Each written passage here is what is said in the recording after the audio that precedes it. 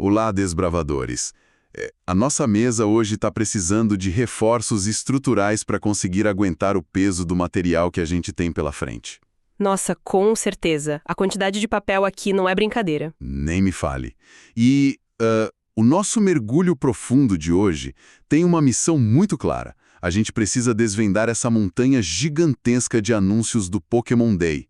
Isso inundou a internet nas últimas horas, afinal, hoje, 27 de fevereiro de 2026, a franquia celebra o seu 30º aniversário. 30 anos, cara. É muito tempo. É muito tempo. E para entender a escala desse evento, a gente reuniu um monte de coisas. Temos comunicados de imprensa oficiais de The Pokémon Company, análises de design feitas pela Design Rush, reportagens da Mashable, da Game Rant, Game Informer, PokéGuardian e a gente até foi resgatar aqueles detalhes vazados registrados lá na Wikipédia. E pensar bem, o que começou como um par de jogos super simples, com aqueles gráficos pixelados em preto e branco para a tela não iluminada do Game Boy lá em 1996... Nossa, precisava ir para debaixo do poste de luz para enxergar a tela. Exatamente. Isso se transformou, de forma super sistêmica, na maior franquia de mídia do planeta. A jornada narrativa, tecnológica e comercial que esses monstrinhos de bolso percorreram é, sem nenhum exagero, um dos maiores casos de estudo sobre como manter uma propriedade intelectual relevante através de várias gerações. É impressionante. E considerando todo esse peso emocional que a trajetória carrega, fica aqui um pedido especial para quem está nos ouvindo agora. Deixem nos comentários os momentos que mais marcaram a jornada de vocês nesses 30 anos de Pokémon. A gente quer muito ler essas memórias. Sim, por favor, mandem tudo. Eu, por exemplo, ainda lembro vividamente da sensação de trocar uma carta brilhante do Charizard no pátio da escola. Tipo, eu sentia que tinha acabado de fechar o maior negócio do século, sabe? Ah, eu te entendo perfeitamente. A minha memória mais forte é jogar a versão Blue, escondida, de madrugada. Eu iluminava a tela daquele Game Boy tijolão com uma lanterna debaixo das cobertas, só para não acordar ninguém em casa. Clássico. E é exatamente esse tipo de memória tátil e emocional que sustenta o império de hoje em dia. Certo, vamos desempacotar isso. Porque para entender o tamanho colossal que esse império alcançou, a gente precisa olhar para os números e para a estratégia por trás deles, claro. Quando a Pokémon Red e Green chegaram nas prateleiras japonesas em 96, existiam apenas 151 monstrinhos. Só 151. E hoje, a gente está falando de um catálogo absurdo de 1.025 Pokémon. Aí a campanha de aniversário deste ano tomou uma decisão de design simplesmente formidável. A Design Rush detalhou como a The Pokémon Company criou mais de 1.000 logos personalizados de 30 anos. Isso foi uma loucura! Muito! Cada Pokémon, incluindo as formas regionais e as adições mais recentes, ganhou o seu próprio emblema oficial. O formato é todo unificado. O 0 do número 30 é formado por uma Pokébola, mas o número 3 ganha a paleta de cores exata do Pokémon. O Bulbasauro tem um 3 verde folha. O Charmander puxa para um laranja flamejante. E por aí vai. Exato. E o que é fascinante aqui é o raciocínio mercadológico por trás dessa campanha. Porque o caminho mais fácil e, claro, o mais barato para qualquer corporação seria centralizar toda a comemoração só nos mascotes que já estão estabelecidos. Colocar o Pikachu e o Charizard em tudo. Isso, colocar o Pikachu, o Charizard, o Eevee em todos os banners e dar o trabalho por encerrado. Mas ao criar mais de 1.000 logos distintos, a marca acaba validando o favorito de cada fã individualmente. É verdade. Se o Pokémon preferido de alguém for o Trubbish, sabe? Ou algum outro monstrinho super obscuro lá da 5ª geração, essa pessoa tem um logo oficial para chamar de seu. Isso cria uma microconexão pessoal numa escala global. E claro, esse nível de personalização massiva só é possível por causa do poder de fogo financeiro que a marca tem. Os dados que a Design Rush compilou mostram que Pokémon tem uma receita acumulada que ultrapassa os 147 bilhões de dólares. É um número que a gente nem consegue visualizar direito. Para colocar em perspectiva, isso supera de forma super confortável o império do Mickey Mouse no varejo.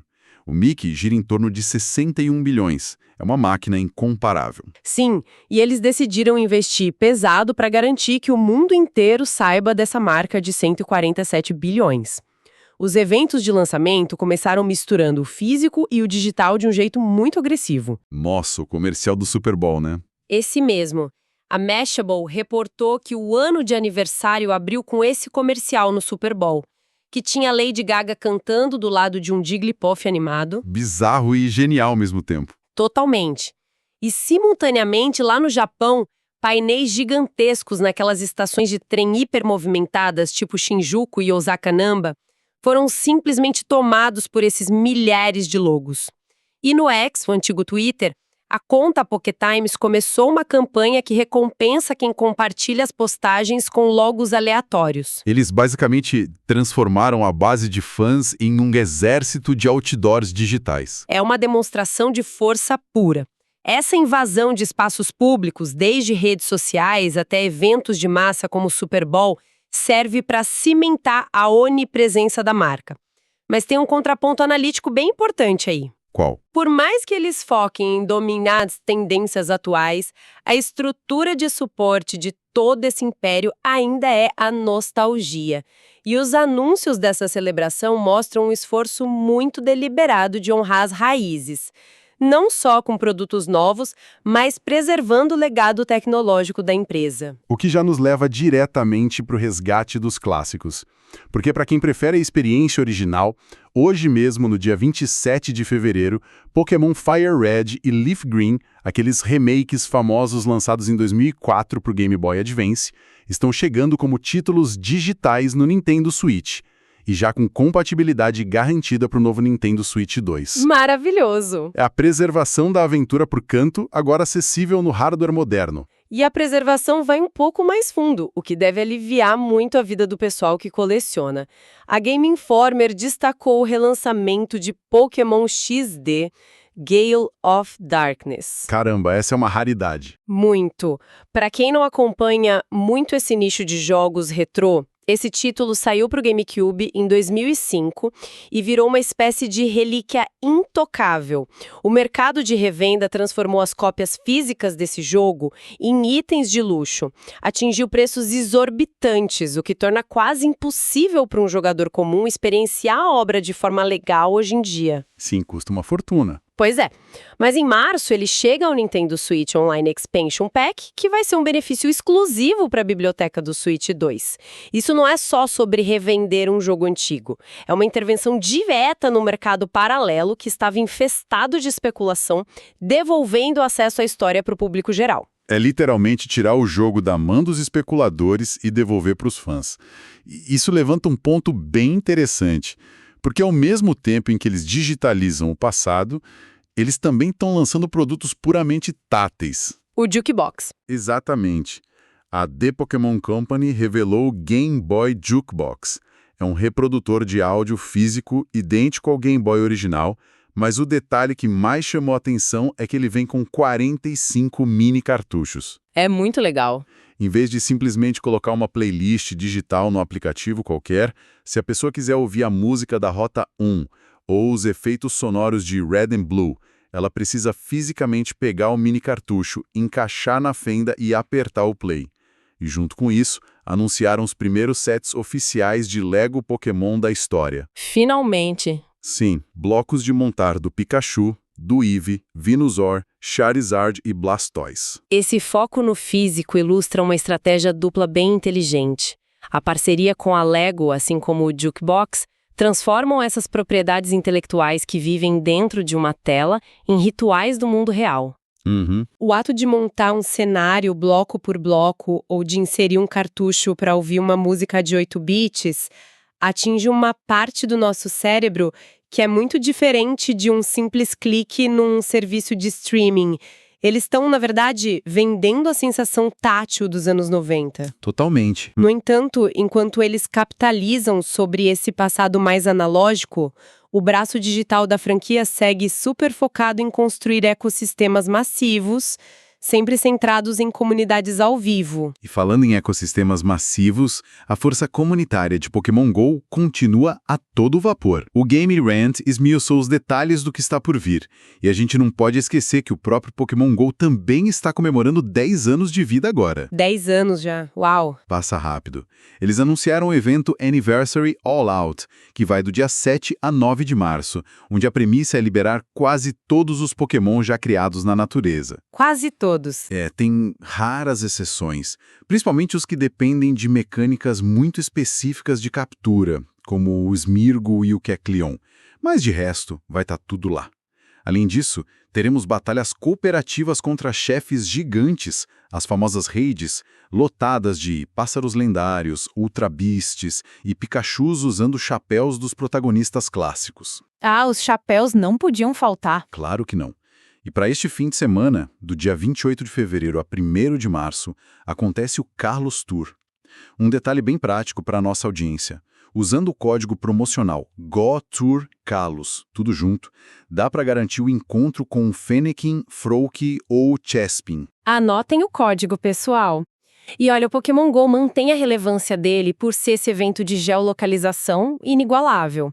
Mas tem uma outra frente comunitária que vai passar por uma revolução logística gigantesca em 2026. Eu tô falando do Pokémon Trading Card Game, o famoso TCG das cartas físicas. O terror das carteiras. Exatamente. A PokéGuardian reportou o lançamento da expansão Celebration Collection, trazendo aquelas cartas comemorativas lindas de Mew e Mewtwo. Mas a notícia real aqui é que essa vai ser a primeira expansão da história com um lançamento global 100% simultâneo. Mas vem cá, por que isso é um marco tão importante? Quero dizer, hoje em dia parece que tudo lança ao mesmo tempo, não é?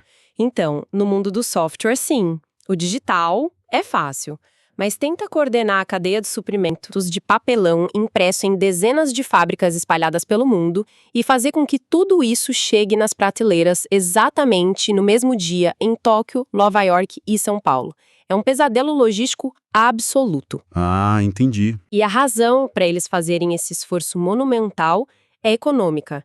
Historicamente, lançamentos fragmentados por fuso horário criavam um mercado de arbitragem. Os revendedores compravam lotes nos mercados que recebiam os produtos primeiro e já inflacionavam os preços na internet antes mesmo de as cartas chegarem oficialmente em outros países. Faz sentido.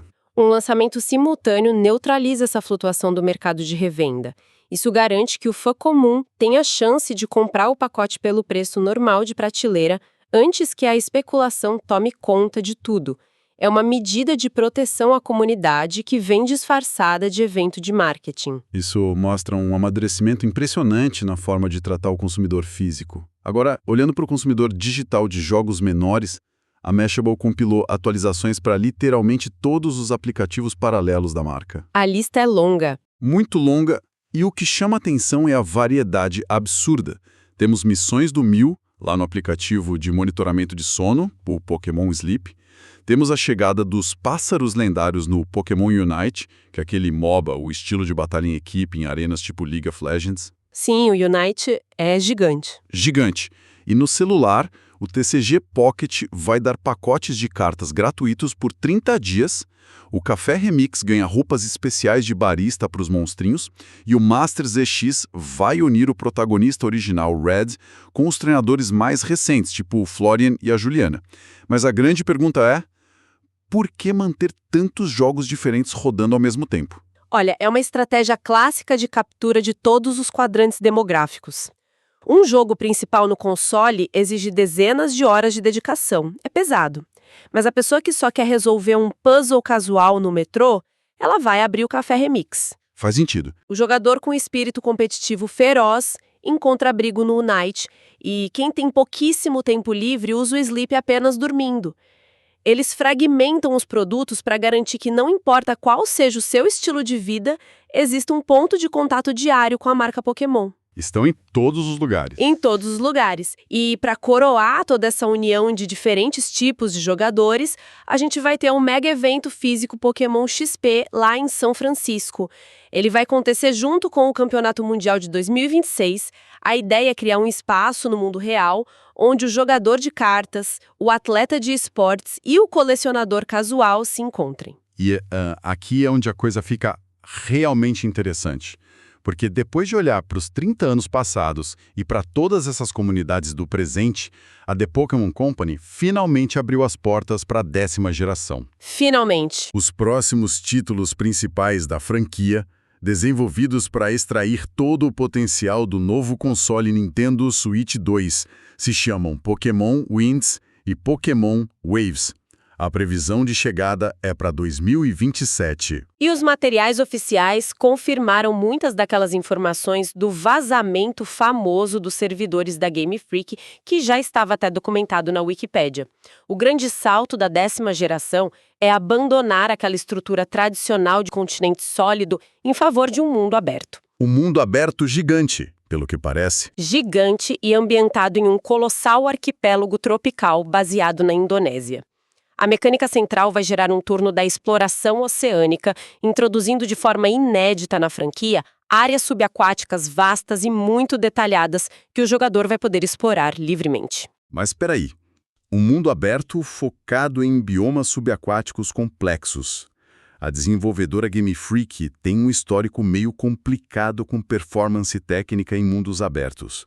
A gente viu umas engasgadas de processamento bem significativas na geração anterior, com Scarlet e Violet. Os documentos sinalizam se isso foi resolvido? Essa é uma observação essencial. Segundo as análises das fontes e todo o escopo do projeto vazado, a migração para o hardware do Switch 2 foi exatamente o que permitiu essa ambição toda. Eles aparentemente precisavam dessa nova capacidade de processamento gráfico para renderizar a física da água e a densidade dos ecossistemas subaquáticos sem aqueles gargalos técnicos que limitaram a geração anterior. Então há uma promessa de correção. É a promessa de um refinamento técnico que a base de fãs vinha cobrando com muita veemência. E a chegada de uma nova região sempre traz um momento de maior debate na comunidade. A escolha dos Pokémon iniciais. A melhor parte. Sem dúvida. Conheceremos o Brault, um Pokémon pintinho de feijão do tipo planta. O Pombom, um filhote de cachorro muito carismático do tipo fogo. E o Jequa, uma lagartixa aquática super ágil do tipo água. Mas, para nossa audiência local, a notícia mais estrondosa histórica de todas estava ali, bem no meio do comunicado oficial. Foi confirmado que Pokémon Winds e Pokémon Waves terão suporte oficial e nativo para português do Brasil. Caramba! E não dá para subestimar o peso dessa decisão. A comunidade da América do Sul, e especificamente a comunidade brasileira, consumiu esses jogos por quase 30 anos através de importações do mercado cinza nos anos 90, né? Totalmente. Revistas antigas, camelôs. Exato. E a gente dependeu de projetos incansáveis de tradução feitos por fãs durante muito tempo. Esse anúncio é o resultado de décadas de campanhas nas redes sociais. A localização oficial não é só um botão de idioma no menu de opções. É o reconhecimento corporativo de que esse mercado é vital para o futuro financeiro da empresa. É o fim de uma barreira histórica, de verdade. Mas a inovação não vai parar só nos títulos de mundo aberto. Aquela diversificação que a gente falou antes, nos jogos de celular, também vai chegar aos consoles pesados. Como assim? Em março de 2026, a gente vai ter Pokémon Pocopia. Um jogo puramente aconchegante e cooperativo aos moldes de Animal Crossing. E a reviravolta criativa é que você não é um treinador humano lá. O jogador controla um dito que usa as transformações para ajudar a construir e decorar uma cidade. Que ideia maravilhosa! Muito boa. Aí logo em seguida, em abril, o pêndulo balança para outra direção, com Pokémon Champions, um título de alta octanagem focado inteiramente em esportes e batalhas ranqueadas, saindo para Switch e mobile. E claro, a expansão já anunciada, a DLC de Legend Z, a intitulada Mega Dimension, trará a nova forma Mega Garchomp Z. E isso vai chacoalhar completamente o metajogo, ou seja, as táticas dominantes que os jogadores profissionais utilizam nos campeonatos. A existência simultânea de Wins e Waves, Pocopia e Champions ilustra exatamente aquela maturidade da qual a gente falou. Eles entenderam que jogar Pokémon hoje significa coisas radicalmente diferentes dependendo de quem está com o controle nas mãos. Com certeza. A marca agora tem a envergadura para oferecer uma aventura de simulação super pacífica, um épico de exploração aquática e um ringue de alta competição esportiva, tudo no mesmo ano, sem diluir a força do nome deles. Então, o que tudo isso significa? Quando juntamos todas as peças desse quebra-cabeça enorme, um jogo de mundo aberto novo, um reprodutor de música em formato de Game Boy, campanhas físicas em painéis de Tóquio, localização em português depois de 3 décadas e um esforço global contra especuladores no mercado de cartas, qual é o veredito final desse aniversário de 30 anos? Se conectarmos isso a um panorama maior, o segredo da The Pokémon Company para se manter no topo é a habilidade de dominar um paradoxo. Eles são obcecados em olhar para o futuro, tipo, preparando terrenos em novos consoles, projetando essas mecânicas subaquáticas complexas e derrubando fronteiras linguísticas para alcançar novos mercados. Mas, paralelamente, eles abraçam o próprio passado com uma força quase devocional. O fato de criarem 1.025 logos individuais demonstra que eles sabem que a fundação dos seus 147 bilhões de dólares não é apenas a tecnologia de amanhã, é o carinho muito específico que alguém desenvolveu por um monstrinho que foi desenhado 25 anos atrás. É uma mistura perfeita. É. E isso levanta uma questão bastante provocativa para a gente encerrar a nossa análise de hoje. Nós estamos falando de um fenômeno que começou com crianças lá nos anos 90 jogando no banco de trás do carro. 30 anos se passaram. Essas crianças são adultos que agora vão comprar o Winds and Waves para jogar com seus filhos e, em breve, com seus netos. Loucura pensar nisso. O que acontece com uma cultura pop quando uma propriedade intelectual transcende a mídia tradicional e se torna uma herança familiar, passada de geração em geração como um folclore moderno? A mitologia antiga tinha seus panteões, talvez a nossa cultura contemporânea tenha consolidado o Pikachu, o Charizard e o Mewtwo nesse mesmo papel. Será que, no aniversário de 60 anos da franquia, a gente vai estar aqui discutindo um ecossistema digital e físico com mais de 2.000 Pokémon entrelaçados na nossa rotina de formas que a gente ainda nem consegue prever? É um pensamento muito instigante. A ideia de que esses monstrinhos virtuais estão assumindo um status de mitologia moderna na nossa cultura é algo profundo demais. É um universo que se recusa a estagnar, crescendo e evoluindo junto com o seu público. Bom, desbravadores, não se esqueçam de deixar nos comentários as suas próprias memórias e quais desses anúncios fizeram vocês quererem pegar as Pokébolas e voltar para essa jornada. Muito obrigado por dividirem o tempo de vocês conosco em mais esta análise profunda. Continuem curiosos, questionem o mundo ao redor de vocês e até a próxima.